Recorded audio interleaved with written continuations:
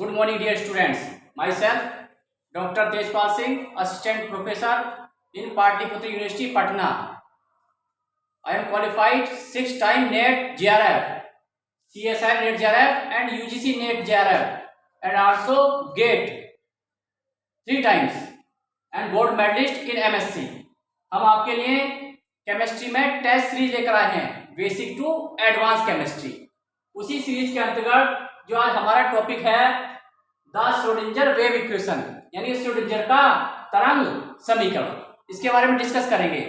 इससे पहले हमने बताया था हाइजेनबर्ग अनसर्टेनिटी प्रिंसिपल और डी ब्रोगली इक्वेशन, जो कि बेस थे किसके, क्वांटम मैकेनिक्स के। क्वांटम मैकेनिक्स कहां से स्टार्ट होती है, डी ब्रोगली इक्वेशन पर और हाइजेनबर्ग अनसर्टेनिटी प्रिंसिपल, और उसी के बाद आया था श्रोडिंगर वेव इक्वेशन, जिसने अपना कॉन्सेप्ट दिया था, और ये क्या है, heart of the wave mechanics. और श्रोडिंगर ने क्या बताया था, जो हमने बोर्स मॉडल पढ़ा था पहले, और बोर्स मॉडल में कहा था कि जैसे ये न्यूक्लियस है, ये इलेक्ट्रॉन मूव कर रहा है, तो बोर्स ने बोला क्या है, स्पेसिफिक पाथ है, ये स्पेसिफिक पाथ को नाम दिया ऑर्बिट।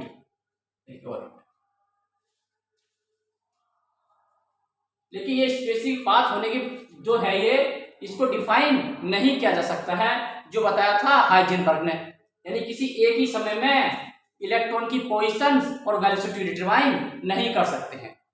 और वैसे इस पाथ को श्रोडिंगर इक्वेशन ने क्या कहा था अपने कॉन्सेप्ट में, रिप्लेस किया फंक्शन साई से, या साई क्या, वेव फंक्शन, वेव फंक्शन। ये किस रिलेटेड होता है, द प्रोबेबिलिटी ऑफ इलेक्ट्रॉन या the probability to finding the electron around the nucleus in various position in an atom. ये प्रोबेबिलिटी से रिलेटेड है किसकी, इलेक्ट्रॉन की। सिंपल क्या कहते हैं, ये बाद में क्या रिप्रेजेंट करता है, एटॉमिक ऑर्बिटल,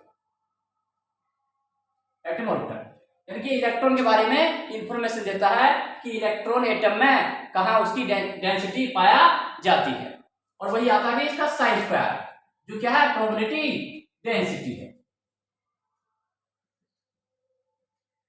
यानी कि इलेक्ट्रॉन के पाए जाने की प्रायिकता, किसी एटम में इलेक्ट्रॉन को पाए जाने की प्रायिकता कहां पर मैक्सिमम है, ये इसको रिप्रेजेंट करता है साइन स्क्वायर, और सिंपल साइन रिप्रेजेंट करता है वेव फंक्शन को।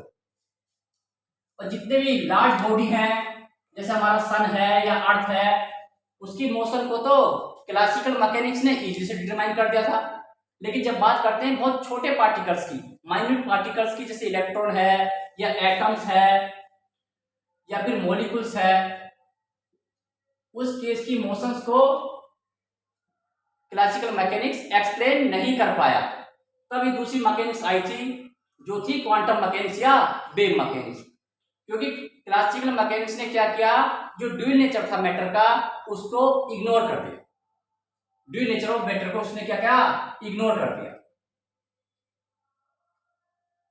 यानी कि किसी भी मैटर का दोहरा व्यवहार होता है, तरंग का एज वेल एज पार्टिकल्स का, तो ये तरंग के व्यवहार को एक्सप्लेन नहीं कर पाया, ना ही उसने ये कंसीडर किया। तो उसी एक को एक्सप्लेन करने के लिए जो मेन कॉन्सेप्ट आए थे, उसी का एक पार्ट है श्रोडिंगर वेव इक्वेशन, जिसको हम ये डिस्कस करने जा रहे हैं। यानी हम कह सकते हैं Schrodinger wave equation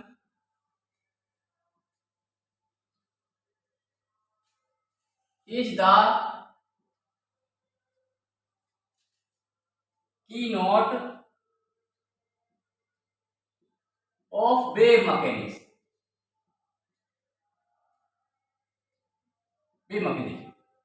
Schrödinger equation is the keynote of wave mechanics and based upon the idea of electron as standing wave around the nucleus, around the nucleus।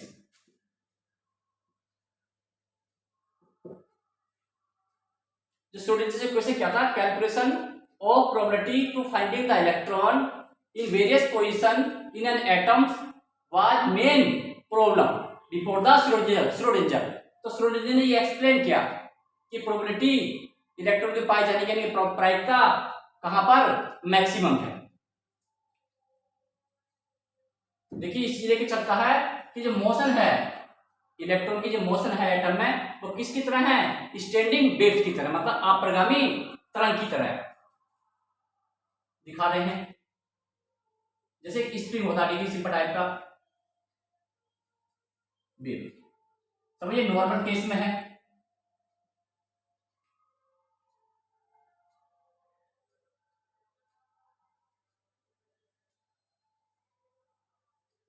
देखिए जब एक्सटेंड वाला केस है, एक्सटेंडेड, जब स्प्रिंग को खींच रखा है,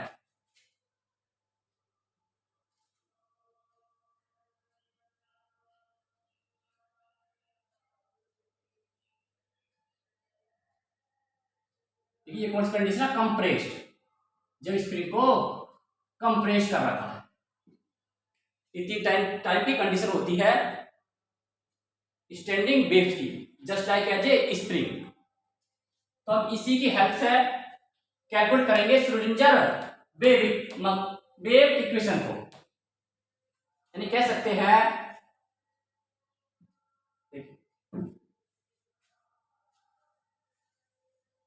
देखिए वेव जा रहा है,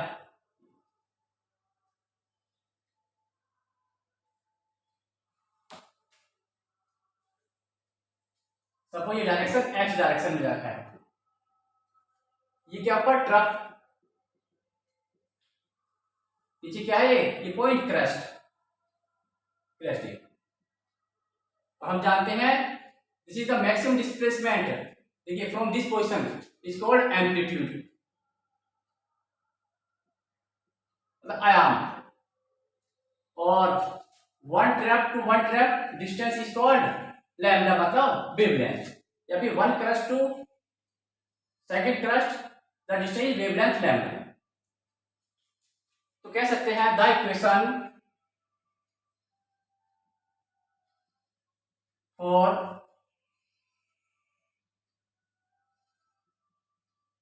standing wave comparable with that of a stressed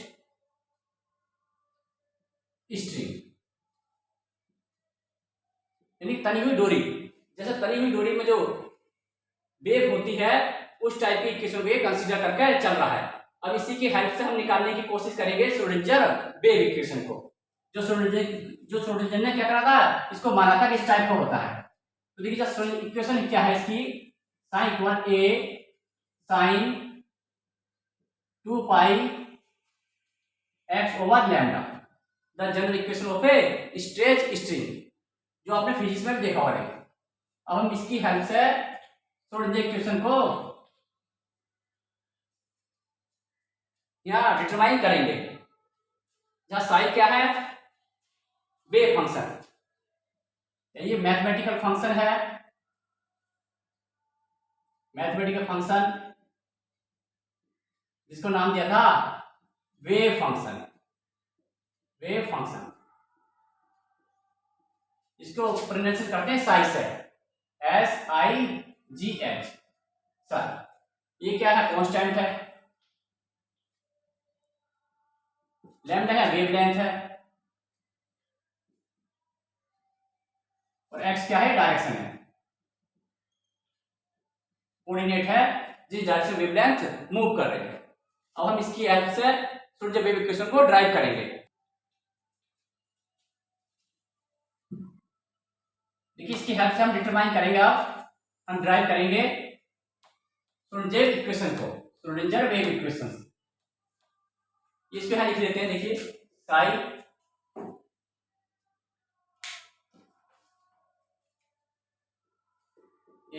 A sine 2 pi x over lambda, equation का नाम दे देते हैं।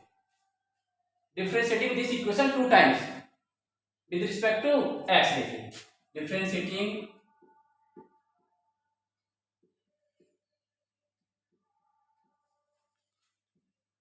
इक्वेशन 1 2 टाइम्स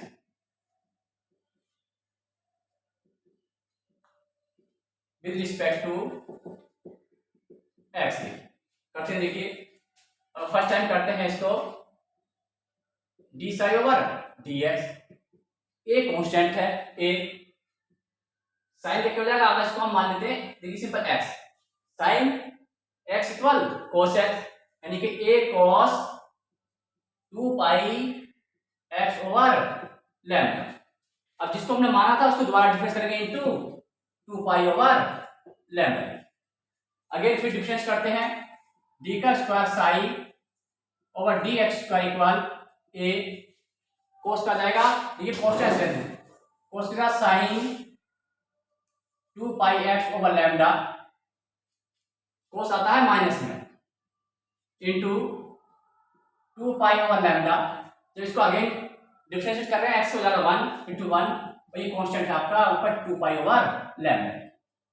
तो ये सीधा आया आपका minus A 2 pi 4 pi square over lambda square, sign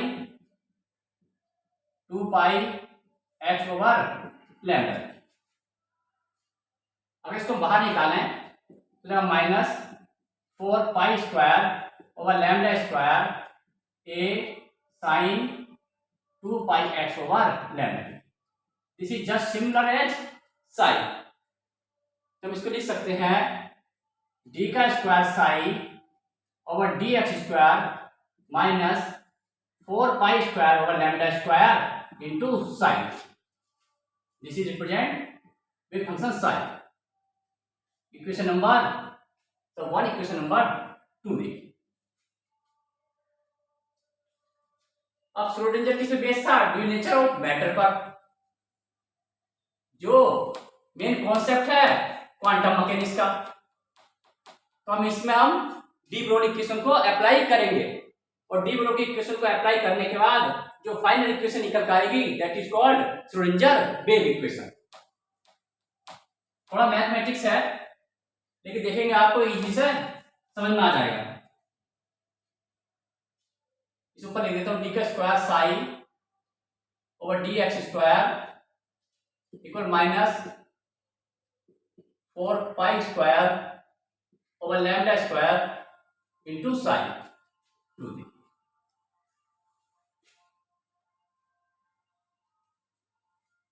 देखिए we have total energy equal the sum of kinetic energy plus potential energy। Total energy को रिप्रेजेंट करते हैं E से, और काइनेटिक एनर्जी हम जानते हैं अगर मास m है और वेलोसिटी v है तो kinetic energy equal half mv square, यानी कि हाफ mv स्क्वायर, और पोटेंशियल जो रिप्रेजेंट करते हैं कैपिटल V से। तो total energy equal half mv square plus v। This represent the half mv square equal E minus v, E minus v। हमने kinetic energy ले रखा है,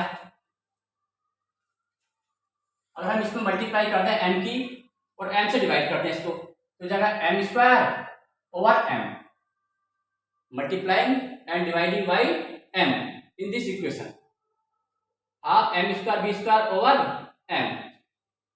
और देखिए जो डी ब्रोग्ली इक्वेशन थी उसमें था lambda equal h over m, यानी कि हम कह सकते हैं mv equal h over lambda from de Broglie equation, जिसका यूज किसने किया है? श्रोडिंगर ने। तो mv की वैल्यू इधर पुट कर देते हैं, mv m square v square equal h square over lambda. तो putting the value of mv from de Broglie equation in this we have, ठीक है, ये आ जाएगा टोटल आपका आ जाएगा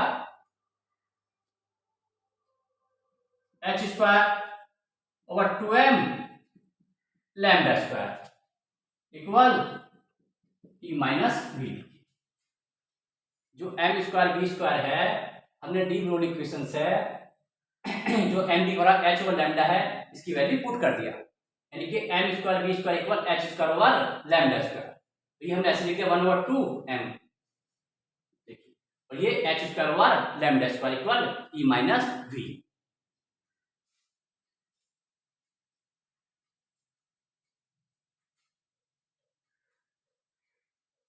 और देखिए इसी इक्वेशन नंबर देते हैं हम 3।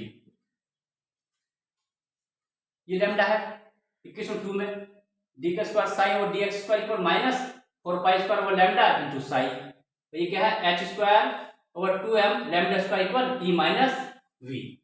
अगर यहाँ से लैम्डा की वैल्यू निकालकर इसमें अगर पुट कर देते हैं देन फाइनल भी है, पहले हम इसे निकाल देते हैं, सिंपल कर देते हैं, इसे लैम्डा की वैल्यू निकालते हैं। देखिए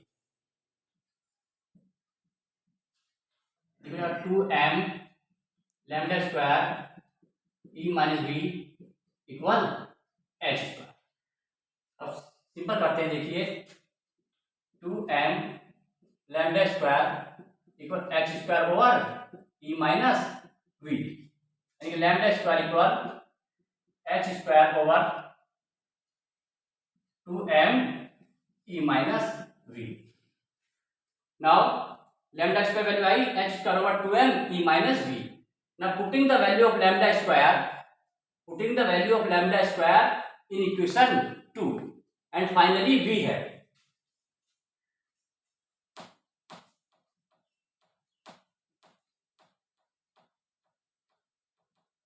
देखिए इसी वैल्यू पुट कर रहे हैं,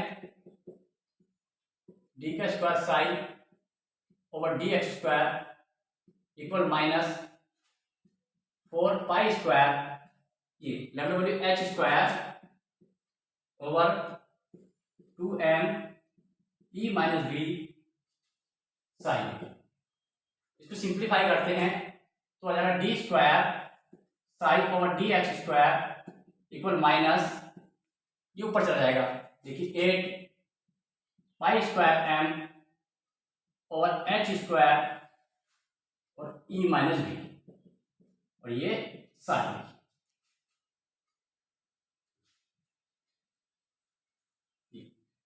अब इसको इधर अगर लेकर आते हैं तो अगर d square sine over d x square plus 8 pi square m over h square E minus B sine equal 0। This equation is called the Schrodinger wave equation. यहां आप देखेंगे एक्स का टर्म है। This equation is called Schrodinger wave equation for one dimensional। यह है खाली for one dimensional 1D। अगर हम 3 डायमेंशन की बात करते हैं तो x by z में आ जाएगा। देखिए ऊपर लिख देते हैं इसको, यह है for one dimension।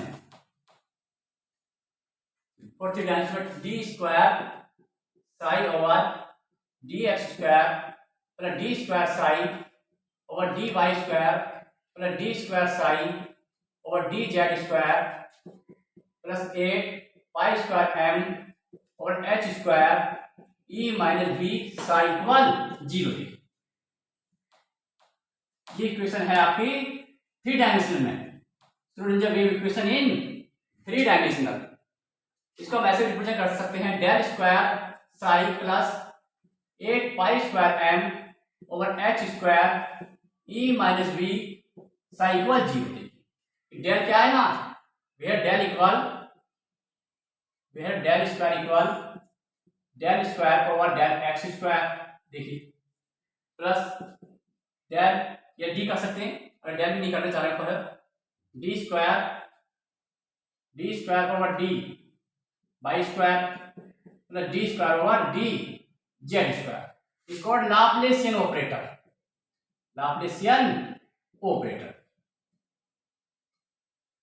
ये Laplacian operator है। तो this equation is called the Schrodinger wave equation. आपको दिख रहा है इसमें, ये इक्वेशन किस ऑर्डर में है, second degree order differential equation है। अगर इसको इक्वेशन को अगर सोल्व करते हैं तो this give the large value of E. E की लार्ज वैल्यू देगी। तो कुछ वैल्यू क्या है एक्सेप्टेबल है और कुछ वैल्यू क्या है नॉन एक्सेप्टेबल है। तो इस ई वैल्यू के करस्पॉन्डिंग वैल्यू आएगी किसकी, साई की, यानी कि साई की यहाँ ढेर सारी वैल्यू हो सकती है, लार्ज वैल्यू हो सकती है, जिसमें से कुछ तो क्या है एक्सेप्टेबल है, कुछ नॉन एक्सेप्टेबल है। जो एक्सेप्टेबल है उसको बोलते हैं आइगन वैल्यू। तो इससे ये निकल कर आया इलेक्ट्रॉन में जो ऑर्बिट होते हैं, मतलब जो एटम में जो ऑर्बिट है वो कई टाइप्स के हो सकते हैं। जो इलेक्ट्रॉन ऑर्बिट है वो कई टाइप्स के हो सकते हैं, जो बाद में आया भी था sp-df।